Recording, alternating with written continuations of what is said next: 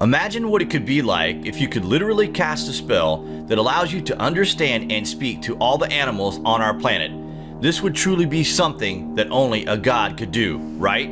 Then imagine you yourself could possess the power of the gods. What if there is such a book on this earth that literally allows the user to obtain the means to decipher the ancient secrets and master the earth, the sea, the air, and the celestial bodies? In ancient Egypt, pre-dynastic, there was a god that existed. His gift to humankind was in the form of a sacred book that is now the most mysterious book ever mentioned in history. A book that had all the answers to every question in the universe, the key to understanding higher knowledge.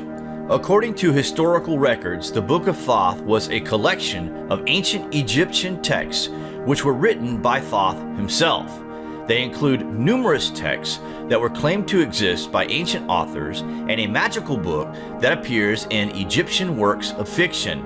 There is little doubt that it actually existed because it appears in a wide range of diverse papyri that have been found spread across the region. Wait till you hear this. The Book of Thoth is cited for the first time in the Turis Papyrus. It describes a failed attempt to kill a pharaoh using a series of spells taken from the book. The book was hidden because of the overwhelming power it contains, probably to stop it falling into the wrong hands or someone who would seek to conquer.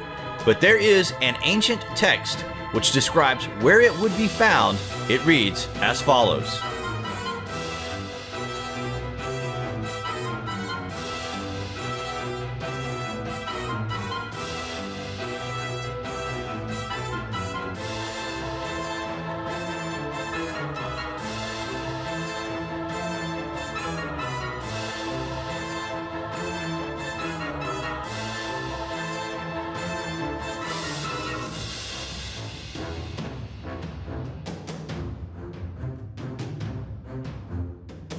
Incredibly, there were many attempts to recover the book.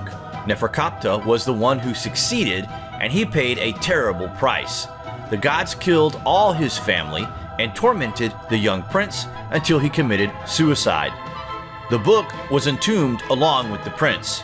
A final punishment from the gods enslaved the prince's ghost to protect the book until the end of time. But as time slipped by, the allure of the book was far too tempting, and more attempts were made to steal the book. The book was once again seized, and again the gods were angered, but the ghost of Prince Neferkaptah was still set to task. After more torment, the person in possession of the book returned the book to the tomb, and the tomb was again sealed for all time. This reflects the fact that the knowledge of the gods is not meant for ordinary human beings.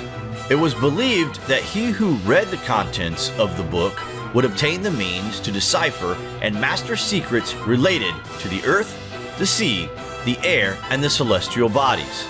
It also conferred the faculty of assimilating the language of animals, giving life back to the dead, and acting on distant and nearby minds. Incredibly, researchers have made a connection between the Hall of Records and the Book of Thoth being beneath the Sphinx, with the entrance to a staircase being on the head of the Sphinx. This is further supported by the fact that there are now 2 known chambers under the Sphinx. It is amazing to think there could still exist something here that could have been placed here over 12,000 years ago. Something so important they couldn't simply destroy it, but the people at the time were forbidden from possessing this knowledge. Does this mean it was preserved for the future of humanity? Who knows? What do you guys think of the Book of Thoth? Comments below, and thank you for watching.